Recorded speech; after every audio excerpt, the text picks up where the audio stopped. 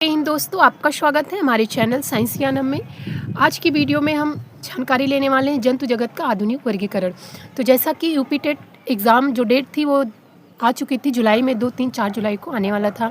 इस पे वीडियो बन गई है। सिलेबस में क्या क्या पढ़ना है सब की वीडियो बना चुकी हूँ। इसके पहले आधुनिक वर्गीकरण के पहले जैसे खोज होती गई, ठीक है, उस प्रकार से वीडियो बन चुकी है। आप इसके पहले की वीडियो अगर आपने नहीं देखा है तो देख लीजिएगा। चैनल सब्सक्राइब नहीं किए तो सब्सक्राइब करके दोस्तों के बीच शेयर कर दीजिए, क्योंकि नोटिफिकेशन आ चुका है, ठीक है। अब फॉर्म आप 27 मार्च से भरना शुरू कर सकते हैं। इसकी लास्ट डेट 26 अप्रैल है। 1 महीने का आपके पास टाइम है। एग्ज़ाम आपका जुलाई में होने वाला है, तो अभी से आपको तैयारी में लग जाना चाहिए, क्योंकि जो समय मिला है इस समय के बीच में कुछ हमारे पास पर्सनल प्रॉब्लम, ठीक है, या फैमिली प्रॉब्लम या कुछ भी 2, 4, 10 दिन वो लेकर चली जाती हैं, ठीक है। तो अभी से तैयारी करना आप शुरू कर दीजिए, क्योंकि बहुत समय बाद आपको ये मौका मिला है यूपी टेट का। भले सुपर टेट कब आए कोई भरोसा नहीं है, लेकिन आपके पास यूपी टेट है, तो कभी अगर सुपर टेट आ जाए तो आपके लिए, क्योंकि अब क्या है, UP TET life time validity हो गई है, ठीक है। आप एक बार यूपी टेट क्वालिफाई कर लीजिए, लाइफ टाइम के लिए हो गया। तो अब हम जंतु जगत के आधुनिक वर्गीकरण को देखेंगे। अगर आपने सिलेबस नहीं देखा है तो सिलेबस देख लीजिएगा, ये आपके सिलेबस में बहुत ही महत्वपूर्ण टॉपिक है। तो जंतु जगत के आधुनिक वर्गीकरण की बात करते हैं तो जंतु जगत को 2 भागों में बांटा गया। एक था प्रोटोजोआ, दूसरा था मेटाजोआ। क्या है? एक प्रोटोजोआ है, दूसरा आया मेटाजोआ। जब बात प्रोटोजोआ की होती है, ठीक है, तो प्रोटोजोआ के अंतर्गत प्रोटोजोआ को रखा गया। अभी आगे मैं बताऊंगी कि प्रोटोजोआ के मेन विशेष लक्षण क्या है। जैसे प्रोटोजोआ क्या थे, यूकैरियोटिक थे, यूनिसेलुलर थे, ठीक है। तो इसके बाद बात आती है मेटाजोआ। मेटा का मतलब क्या होता है? मोर यानी बहु, यानी एक कोशिका से क्या हो गया, इसमें मल्टीसेलुलर कह सकते हैं। तो इसमें भी 2 भागों में बांटा गया, एक कॉर्डेटा, दूसरा नॉन कॉर्डेटा, कशेरुक और आकशेरुक। मेटाजोआ के अंतर्गत 2 रखा गया, कशेरुक और आकशेरुक। अब आगे देखिए आप, आकशेरुक के अंतर्गत किसे रखा गया? आकशेरुक में आपका पोरीफेरा आता है। क्या आता है? फाइलम पोरीफेरा है। इसके बाद शिलेंट्रेटा, जिसे नाइडीरिया भी बोलते हैं। इसके बाद प्लेटीहेल्मिन्थेस और निमेटोडा। तो कौन कौन सा हो गया आपका? निमेटोडा, एनिलीडा, मोलस्का, आर्थ्रोपोडा और क्या है? इकाइनोडर्मेटा। कौन सा है? इकाइनोडर्मेटा। ये कितने फाइलम हो गए? 9। यानी प्रोटोजोआ का जो प्रोटोजोआ रखा गया, प्रोटोजोआ का 1 हो गया। इसके बाद आकशेरुक में आपके पोरीफेरा, शिलेंट्रेटा, नाइडेरिया, शिलेंट्रेटा को बोलते हैं, प्लेटीहेल्मिन्थेस, एस्कीहेल्मिन्थेस, एनिलीडा, आर्थ्रोपोडा, मोलस्का, ठीक है, और इकाइनोडर्मेटा आपका 9 हो गया। अब आपका आता है कॉर्डेटा। कॉर्डेटा यानी कशेरुक। कशेरुक में आपका कॉर्डेटा आता है। तो इस प्रकार से आपका फाइलम कितना हो गया? फाइलम की बात करते हैं तो कितने हो गए? 10 हो गए। कितने हो गए? 10। देखिए, प्रोटोजोआ, पोरीफेरा, शिलेंट्रेटा, नाइडेरिया, प्लेटीहेल्मिन्थेस, एस्कीहेल्मिन्थेस। फिर आपका क्या आता है? एनिलीडा, ठीक है। कौन सा है? एनिलीडा है, 1 second, Annelida, arthropoda, Mollusca, Echinodermata और कॉर्डेटा के अंतर्गत कॉर्डेटा है। तो कितने हो गए? 1, 2, 3, 4, 5, 6, 7, 8, 9, 10। कितने फाइलम है? आपसे अगर पूछा जाए जंतु में तो 10 फाइलम है। कितने हैं? 10 फाइलम है। आपके सिलेबस में, यूपी टेट के सिलेबस में जंतु जगत और पादप जगत के वर्गीकरण को पूछा गया है। इससे प्रश्न पूछे गए हैं। तो अब हम एक एक फाइलम के मेन विशेष लक्षण को देखेंगे, ठीक है। बहुत डीपली आपको नहीं जाना है, जो आपके एग्जाम के लिए इंपॉर्टेंट है, बस उतनी ही जानकारी देंगे। जब हम प्रोटोजोआ की बात करते हैं, क्या है? Phylum protozoa. तो फाइलम प्रोटोजोआ शब्द जो है, ये अगर हम तोड़ते हैं तो 2 शब्द से मिलकर बना। एक तो प्रोटोस, दूसरा जून्स। प्रोटोस का मतलब क्या होता है? फर्स्ट। क्या है? फर्स्ट। जून्स का मतलब एनिमल। तो प्रोटोजोआ को हम फर्स्ट एनिमल के नाम से भी जानते हैं। अगर फर्स्ट एनिमल पूछा जाए तो क्या बताएंगे? प्रोटोजोआ। प्रोटोजोआ फर्स्ट एनिमल, ठीक है। इस समुदाय के जंतु प्रकृति के प्रथम जंतु माने जाते हैं। अभी आपसे बोले फर्स्ट एनिमल, ठीक है। कैसे? प्रकृति के प्रथम जंतु माने जाते हैं। ये एक कोशिकीय होते हैं, यानी यूनिसेलुलर होते हैं, सूक्ष्म आकार के होते हैं, ठीक है। पूरा शरीर जो होता है ये यूकैरियोटिक कोशिकाओं का बना होता है। किसका बना होता है? यूकैरियोटिक कोशिकाओं का। विशेष ध्यान रखिए, आपको क्या ध्यान रखना है? प्रथम जंतु, एक कोशिकीय, यूकैरियोटिक। यूकैरियोटिक कोशिका का मतलब अगर आपको नहीं पता है तो मैं बता रही हूँ, और अगर आपको और अधिक जानकारी लेनी है तो कमेंट कर दीजिएगा, कमेंट में बता दिया जाएगा। तो क्या मतलब है यूकैरियोटिक का मतलब? यू का मतलब गुड, यू का मतलब गुड, कैरियोटिक का मतलब न्यूक्लियस होता है, यानी जिस well developed nucleus. Eukaryotic cells में क्या होता है? वेल डेवलप्ड न्यूक्लियस पाया जाता है। ये कैसे होते हैं? इस फाइलम के जंतु इस जगत कैसे होते हैं? सरलतम और प्रथम जीव होने के बावजूद इसमें क्या होता है? सुसंगठित बहुकोशिकीय जंतुओं के समान सभी प्रकार की इसमें जैविक क्रियाएं पाई जाती हैं। यानी क्या है कि इसमें ये होते तो सरल हैं, ये एक कोशिकीय होते हैं, लेकिन इसमें जैसे बहुकोशिकीय जंतुओं में क्या होता है? जैविक क्रियाएं होती हैं, वैसे इसमें भी जैविक क्रियाएं होती हैं। कैसी? जैसे बहुकोशिकीयों में जैविक क्रियाएं होती है, एक कोशिकीय होने के बावजूद भी इसमें भी जैविक क्रियाएं सुसंगठित व्यवस्थित होती हैं, इसलिए इन्हें आकोशिकीय जंतु भी कहते हैं। क्या बोलते हैं? आकोशिकीय जंतु बोलते हैं। हम इस फाइलम के बेस में जैसे कुछ क्वेश्चन पूछे गए हैं, जैसे प्रोटोजोआ का अध्ययन किसने किया था? तो ल्यूवेनहॉक ने किया था। किसने किया था? ल्यूवेनहॉक ने किया था। गोल्डफस ने इस संघ का नाम प्रोटोजोआ दिया है। किसने दिया है? गोल्डफस ने दिया है। इसके अध्ययन को प्रोटोजूलॉजी बोलते हैं। क्या बोलते हैं? प्रोटोजूलॉजी बोलते हैं प्रोटोजोआ के अध्ययन को। प्रोटोजोआ संघ के जो जंतु होते हैं ये जल में पाए जाते हैं, गीली मिट्टी और सड़े गले जो कार्बनिक वस्तुएं होती हैं उसमें ये फ्री लिविंग मिलते हैं। कैसे मिलते हैं? फ्री लिविंग मिलते हैं। और कुछ होते हैं जो पौधों और जंतुओं के साथ सहजीवी और परजीवी भी मिलते हैं। कैसे मिलते हैं? सहजीवी और परजीवी भी मिलते हैं। जैसे कि आपसे प्रश्न में पूछा जाएगा, उसके लिए शॉर्ट वीडियो बना दूंगी मैं, कि प्रोटोजोआ से फैलने वाले रोग, जैसे वायरस से फैलने वाले, बैक्टीरिया से, फंगस से फैलने वाले रोग हैं, ऐसे प्रोटोजोआ से फैलने वाला रोग पूछा जाता है। तो इसी बेस पे ये कैसे होते हैं? परजीवी भी होते हैं, ठीक है, सहजीवी होते हैं और परपोषी क्षयपोषी होते हैं। इनको कुछ जीव प्रकाश संश्लेषण भी होते हैं। क्या है? इसमें जो कुछ जीव होते हैं उसमें प्रकाश संश्लेषण होता है। यह आपसे पूछा जा सकता है यूग्लिना, जैसे कि यूग्लिना को क्या है? पादप और जंतु जगत के बीच का लिंक बोलते हैं, कड़ी बोलते हैं। क्यों बोलते हैं? क्योंकि इसमें क्लोरोप्लास्ट पाया जाता है, तो ये प्रकाश संश्लेषण करके भोजन स्वयं बना लेते हैं। अगर इन्हें प्रकाश नहीं मिल रहा है तो ये फिर जैसे जीव यानी परपोषी होते हैं, ठीक है, उस प्रकार से ये भोजन नहीं बनाते हैं और अपना जीवन व्यतीत करते हैं। और इनमें क्लोरोप्लास्ट की होने पर, प्रकाश में आने पर क्या करते हैं? प्रकाश संश्लेषण करके फोटोसिंथेसिस होता है, प्लांट की तरह जीवन होता है। तो इस प्रकार से इनको हम जंतु और पादप जगत के बीच का लिंक बोलते हैं। ये बहुत ही इंपॉर्टेंट है, ध्यान रखिएगा, इससे प्रश्न पूछा गया है। और अगर बात करते हैं तो इस संघ के जंतु जो होते हैं वो अति सूक्ष्म होते हैं। इनका आकार लगभग, ध्यान लिख लीजिए, ठीक है, इन्हें हम नंगी आंखों से नहीं देख सकते हैं। किससे? यानी ये बहुत अति सूक्ष्म होते हैं, तो इनको हम आंखों से नहीं देख सकते। इस संघ के जो जीव होते हैं इसमें आकार में विविधता पाई जाती है। मतलब आपसे पूछा जा सकता है कि क्या है इसमें आकार में विविधता, ये अपने आकार को बदलते रहते हैं। तो इस प्रकार से प्रश्न पूछा जा सकता है, जैसे आपको फाइलम दिया जा सकता है, प्रश्न पूछा जा सकता है निम्न में से किस संघ के जीव, ठीक है, अपना आकार बदलते रहते हैं। तो क्या है? कौन सा है? प्रोटोजोआ। इसमें शरीर क्या होता है? नग्न भी होते हैं और एक महीन पेलिकल के द्वारा ढका होता है। किसके द्वारा? इस खबर को ध्यान रखिए, पेलिकल के द्वारा ढका होता है। इसमें गमन के लिए स्यूडोपोडिया पाया जाता है, फ्लेजला, शीलिया पाए जाते हैं। 3 ध्यान रखिएगा, गमन के लिए क्या क्या पाया जाता है? स्यूडोपोडिया भी पाया जाता है, फ्लेजला और शीलिया पाया जाता है, ठीक है, अलग अलग जीवों में पाए जा सकते हैं।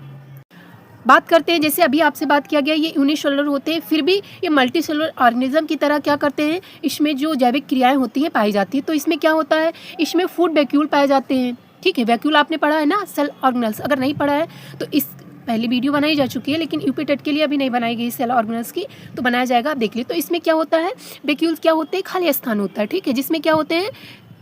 हाइड्रोक्लोरिक एसिड और भी एंजाइम इसमें पाए जाते हैं। तो इसमें क्या होता है? फूड वैक्यूल पाया जाता है, ठीक है, कंट्रक्टाइल वैक्यूल पाए जाते हैं। ये पाए जाते हैं फूड वैक्यूल में, क्या होता है? फूड के पाचन में सहायक होते हैं। कंट्रक्टाइल वैक्यूल जो होता है ये पानी के संकुचन को, ठीक है, उसके लेवल को बनाने में सहायता करते हैं। अगर बात आती है इसमें जनन कैसा होता है यानी रिप्रोडक्शन कैसा होता है, तो ये कैसा होता है?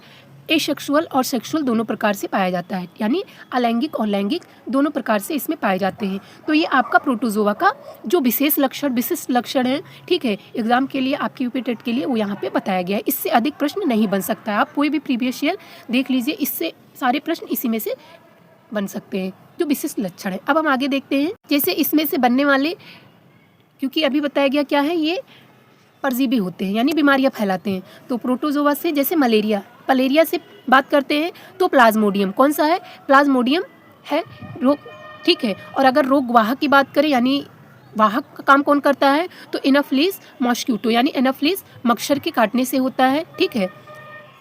इसी प्रकार अब बात करते हैं अमीबाइसिस, ठीक है, यानी पेचिस की बात करते हैं। अमीबाइसिस की अगर बात करते हैं, अमीबाइसिस तो ये एंट अमीबा हिस्टोलिटिका के द्वारा होता है। किसके द्वारा होता है? एंट अमीबा हिस्टोलिटिका के द्वारा। इसके वाहक की बात करते हैं तो दूषित भोजन या जल से ये फैलते हैं। किससे फैलते हैं? दूषित भोजन या जल से। ये विशेष ध्यान रखिएगा, ठीक है। प्लाज्मोडियम, एंट अमीबा हिस्टोलिटिका। इसके बाद आपकी बात आती है काला अजार, जिसे बोलते हैं, क्या बोलते हैं? लिशमैनियासिस। क्या है? लिशमैनियासिस यानी काला अजार। तो ये किससे होता है? ये लिशमैनिया के द्वारा होता है। ये प्रोटोजोआ है। ये सब कैसे है? प्रोटोजोआ है।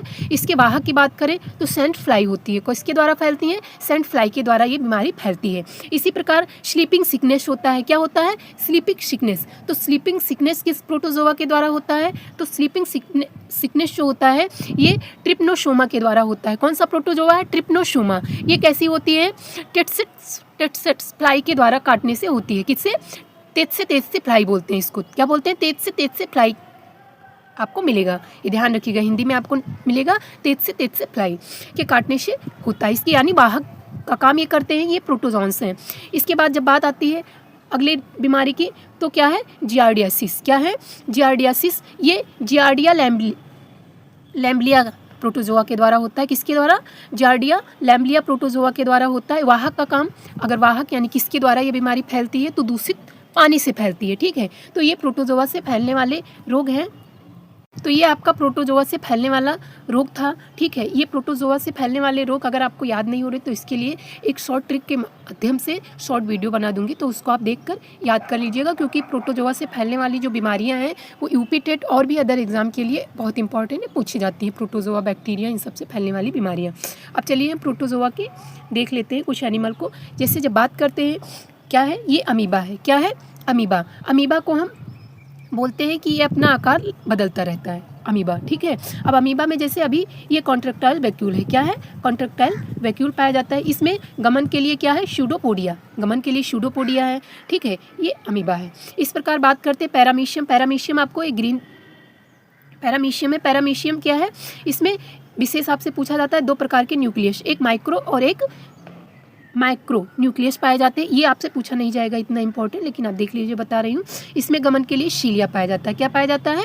गमन के लिए शीलिया पाया जाता है, ठीक है। अब बात आती है यूग्लिना की। क्या है? यूग्लिना। तो यूग्लिना में क्या पाया जा रहा है गमन के लिए? फ्लेजला पाया जा रहा है। तो ये आपका प्रोटोजोआ के एनिमल थे, अमीबा, पैरामीशियम और यूग्लिना। अब अगले फाइलम की बात करते हैं, पोरीफेरा। किसकी बात कर रहे हैं? पोरीफेरा की। तो फाइलम पोरीफेरा, अगर पोरीफेरा वर्ड को हम तोड़ते हैं तो दो मिलते हैं। एक तो पोरस होता है, पोरस का मतलब पोर यानी छिद्र होता है। फेरी का मतलब टू वियर, पाए जाने वाला। यानी इस फाइलम के में जो जंतु पाए जाते हैं उसमें पोर पाया जाता है। क्या पाया जाता है? छिद्र पाया जाता है। एक विशिष्ट लक्षण आप ध्यान रखिए, ये कैसे होते हैं? बहुकोशिकीय होते हैं, यानी एक से अधिक कोशिकाएं पाई जाती हैं, लेकिन ये ऊतक का निर्माण नहीं करती हैं, ठीक है। और इनका जो शरीर का संगठन होता है ये सरल होता है। तो चलिए देखते हैं। बहुकोशिकीय जंतुओं में मेटाजोआ, यानी प्रोटोजोआ में आपका प्रोटोजोआ देख चुके, अब मेटाजोआ समूह में ये सबसे सरल संगठन वाले होते हैं, यानी कोशिकीय स्तर होते हैं और ऊतक इसमें नहीं पाया जाता है। इन्हें हम स्पंज के नाम से जानते हैं। फाइलम पोरीफेरा को आप, ये प्रश्न बहुत इंपॉर्टेंट है कि फाइलम पोरीफेरा को किस नाम से जानते हैं? स्पंज के नाम से जानते हैं। शरीर की संरचना की अगर हम बात करते हैं तो इनकी शरीर की संरचना कैसी होती है? जैसे नाम से ही बताया गया, पोरीफेरा, यानी पोर पाए जाते हैं। तो पोर को हम क्या बोलते हैं? ऑस्टिया। ऑस्टिया आपसे पूछा जा सकता है। ऑस्टिया किस फाइलम में पाया जाता है? पोरीफेरा में। तो इसमें छोटे छोटे छिद्र पाए जाते हैं जिसे ऑस्टिया के नाम से जानते हैं। दूसरा है, इनके अंदर एक गुहा पाई जाती है, यानी कैविटी पाई जाती है, जिसको स्पॉन्जोसिल बोलते हैं। क्या बोलते हैं? स्पॉन्जोसिल बोलते हैं, ठीक है। क्या बोलते हैं? स्पॉन्जोसिल। इसके बाद एक बड़ा छिद्र पाया जाता है ऊपर की तरफ, जिसे ऑस्कुलम बोलते हैं। अभी इनकी प्रक्रिया हम बताएंगे कि किस प्रकार से ये काम करते हैं इस जीव के शरीर में। तो ध्यान रखिए, ऑस्टिया छोटे छिद्र, एक कैविटी या गुहा पाई जाती है जिसको स्पॉन्जोसिल बोलते हैं, एक बड़ा छिद्र पाया जाता है ऊपर की तरफ जिसे क्या बोलते हैं? ऑस्कुलम बोलते हैं। अब बात आती है क्वाइनोसाइट्स। क्वाइनोसाइट्स पाई जाती हैं इसमें, जिसे हम कॉलर सेल्स भी बोलते हैं। ये क्या करती हैं? भोजन को पकड़ने वाली कोशिकाएं होती हैं, भोजन को पकड़ने में सहायता करती है। कौन सी? क्वाइनोसाइट्स। अब हम इस फाइलम की जानकारी लेते हैं, ठीक है। जिसे तो अरस्तु वैज्ञानिक थे जिनको क्या था? स्पंज का ज्ञान था, उन्हें पता था, उन्होंने स्पंज को देखा था, लेकिन ये इसको पादप समझते थे क्योंकि इनका जो आकार होता है ये प्लांट की तरह होती है। ये पत्थर, ठीक है, समुद्रों में पत्थर से या साइड्स में किसी से खड़े हुए यानी बेसल पाए जाते हैं, उससे चिपके हुए ये पाए जाते हैं। तो उन्होंने इनको प्लांट समझा था, लेकिन क्या हुआ 1765 में इलिस आए, इन्होंने इनको जंतु कहा। उन्होंने क्या किया, इनका अध्ययन किया और फिर जंतुओं के लक्षण देख के उन्होंने फाइलम जंतु में इनको रखा। रॉबर्ट ग्रेंट ने इनका नाम पोरीफेरा दिया था। किसने दिया था? रॉबर्ट ग्रेंट ने दिया था। ये कैसे होते हैं? ये जलीय होते हैं, अधिकांश ये समुद्री होते हैं और मीठे जल में पाए जाते हैं। क्या होते हैं? समुद्री और कुछ मीठे जल में पाए जाते हैं। ये चट्टान या लकड़ी के टुकड़ों आदि पर कैसे पाए जाते हैं? चिपके हुए पाए जाते हैं। कैसे पाए जाते हैं? चिपके हुए पाए जाते हैं। शरीर की बात करते हैं, इनका शरीर कैसा होता है? तो ये असममित होते हैं, यानी ये सिमेट्रिकल नहीं होते, असिमेट्रिकल होते हैं। एकाकी या समूह में होते हैं, यानी ये अकेले भी पाए जा सकते हैं और समूहों में भी ये पाए जाते हैं। इसमें क्या पाया जाता है? कैनाल सिस्टम पाया जाता है। विशेष ध्यान रखिए, कब पाया जाता है? कैनाल सिस्टम पाया जाता है। काइनोसाइट्स की अभी बात की है तो काइनोसाइट्स नामक कशा भी पाई जाती हैं, जिन्हें हम कॉलर कोशिका के नाम से जानते हैं। तो ये क्या होते हैं? इसमें क्या पाई जाती है? काइनोसाइट्स पाई जाती हैं। जैसे ऑस्टिया, आपको अभी बताया, ऑस्टिया, स्पॉन्जोसिल और ऑस्कुलम। अब हम उसकी प्रक्रिया को देखते हैं कि ये क्या भूमिका इस जंतु में निभाती हैं। तो जैसे क्या है, इसमें छोटे छोटे छिद्र यानी ऑस्टिया पाए जाते हैं।